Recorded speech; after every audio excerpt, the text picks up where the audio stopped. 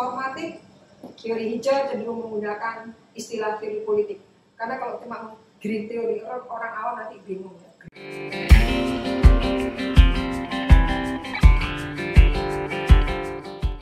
Ekologis ya, keseimbangannya gimana, lalu kita juga tidak bicara spesies manusia aja, tapi spesies flora dan jadi kalau mahasiswa ilmu politik ya tidak usah lagi menunjukkan perspektifnya, karena persoalan alam, keseimbangan alam, kerusakan lingkungan itu tidak hanya menjadi fokus dari ahli-ahli hubungan internasional atau mahasiswa hubungan internasional atau sarjana hubungan internasional, tapi juga jadi pembelajaran bagi orang-orang ilmu politik khususnya. Ilmu politik itu ada 3, satu adalah administrasi publik, kedua international relation, ketiga adalah ilmu politik. Itu 3, itu ilmu politik, itu bidang-bidangkan sekarang ya, sesuai dengan perkembangan teori dan perkembangan isunya.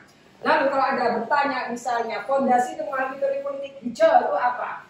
Ya. Atau Anda menurut saya lebih keren kalau nggak usah pakai ini. Disimpan aja ini. Politik. Ini sudah politik karena isu lingkungan itu isu politik.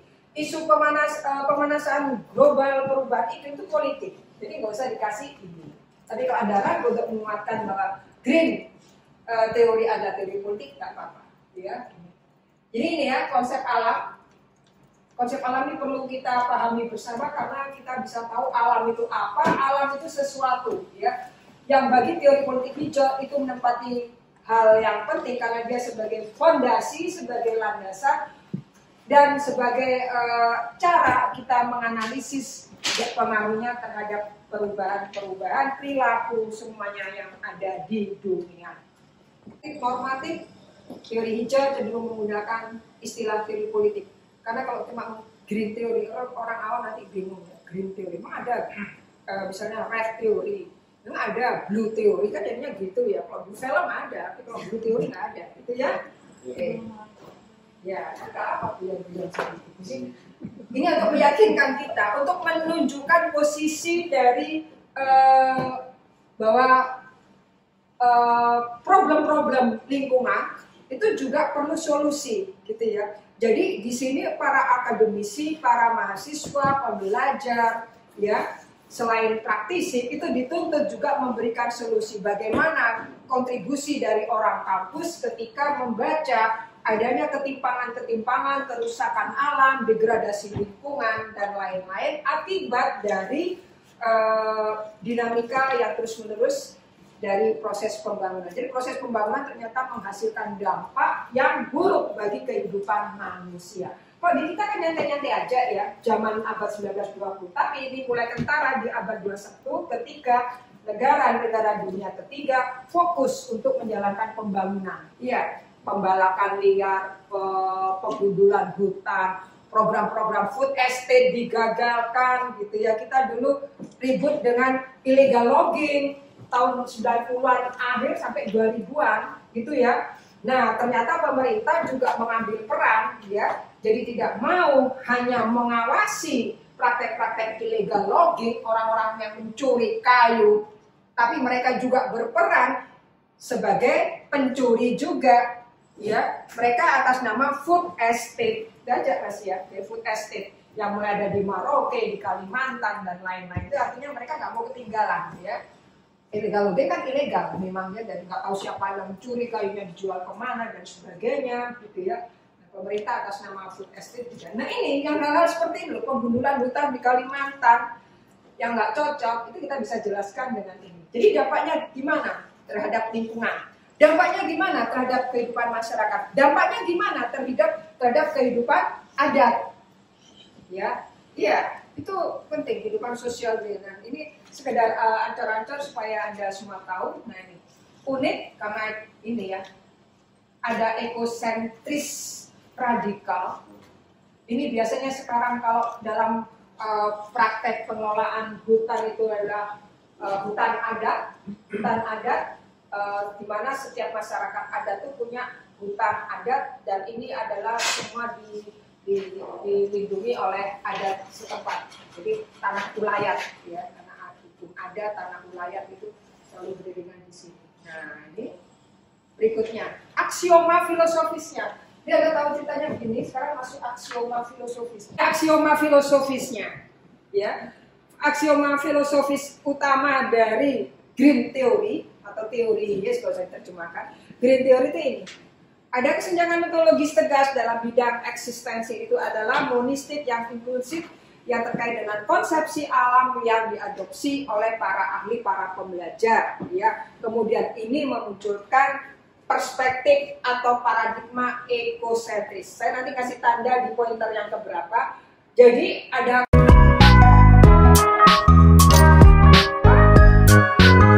kata ekosentris dan antroposentris. Anda harus ingat-ingat, jangan sampai bingung. Ini cara mudah untuk memahami teori Green. Ya, jadi ada dua paradigmanya. Ya. Nama adalah ekosentris, eko ya, eko lingkungan, alam. Di sini antroposentris, antro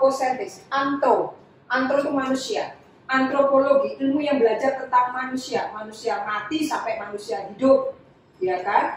Hidup sampai mati, ya, itu antropo. Jadi ini berfokus pada manusia, ini berfokus pada alam, gitu ya. Ini yang selalu dibahas kalau kita bicara Green. Jadi jangan dibolak-balik ya.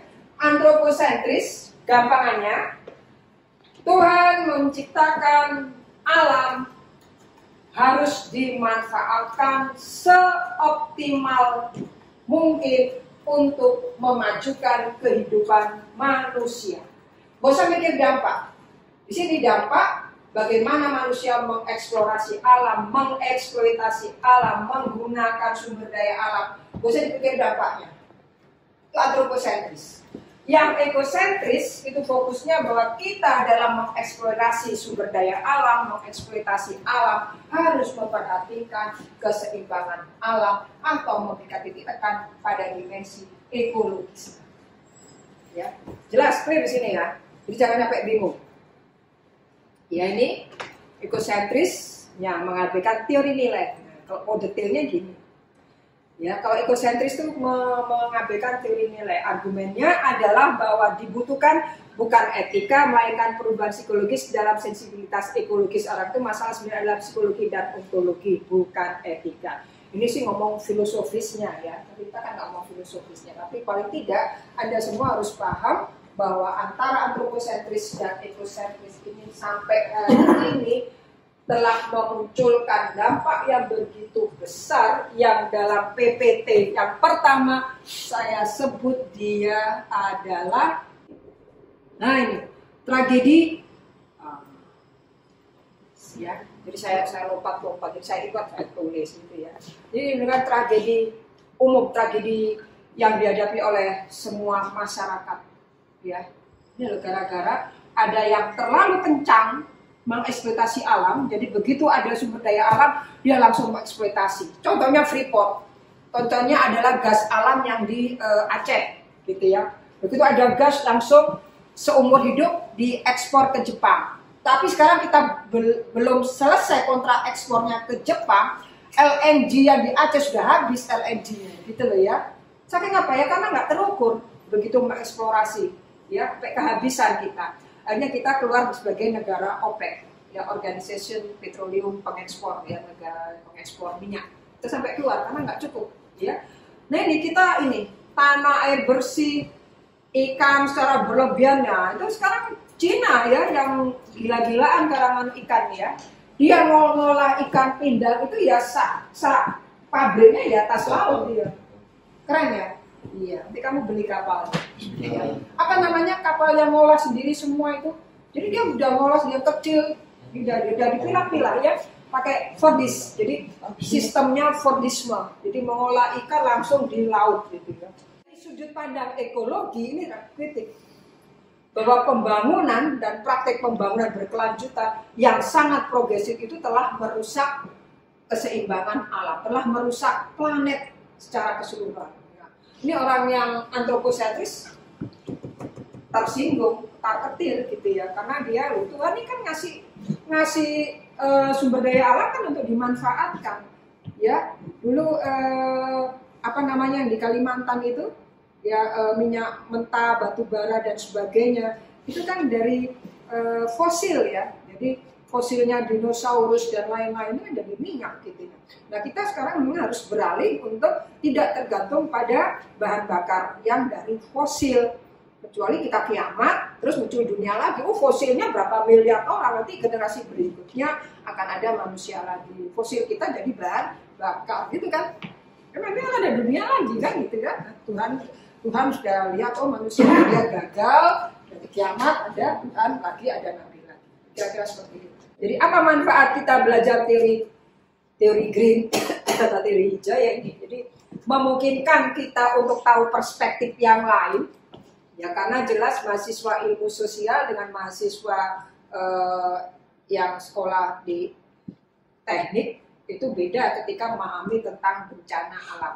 Kalau kita fokusnya adalah bagaimana negara-negara yang memiliki daulat ini berjuang untuk mengatasi dan mencari solusi atas perubahan iklim.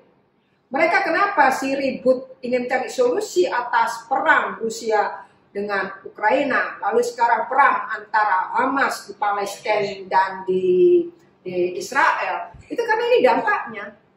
Itu nanti semua habis itu ya, kena nuklir, kena apa, semua udah habis itu ya.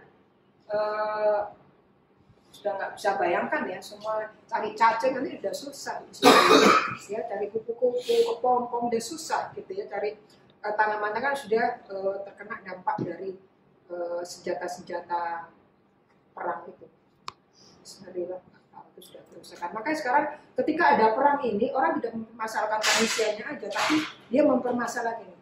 Bagaimana flora fauna, bagaimana keberlanjutan lingkungan, ya seperti itu. Ya, jadi penting. Jadi kita juga bisa mengatakan teori green. Jadi orang lingkungan yang belajar di UI, di ITB, di ITS dan institut-institut yang melahirkan insinyur-insinyur itu tidak ngomongin lingkungan hidup ini aja, tapi dampak politiknya. Misalnya Cina itu bagaimana sikapnya terhadap perubahan iklim, Eropa bagaimana sikapnya terhadap perubahan iklim.